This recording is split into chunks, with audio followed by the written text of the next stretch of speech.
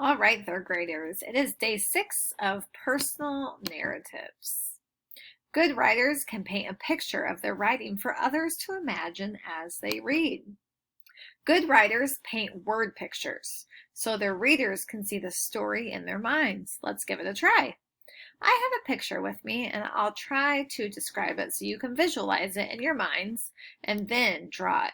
Grab a piece of paper and get ready to draw. Remember to pause this video if you need to.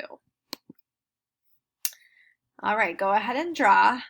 The barn stood in the grass. When you were drawing that, did you realize I didn't give you enough details? That I was missing some things to make a really good drawing? How about we try again? So turn to a clean new page. Draw. The rustic red barn stood 2 stories high on the green hill. The barn's door were open so I could see the darkness inside, and the windows were framed in white. Beautiful, dark green trees flowed behind the barn. Make sure to pause this so you are able to draw. Does your picture look like the one I have? Let's see. Here is my picture. Your task today. You will write your middle paragraph for me.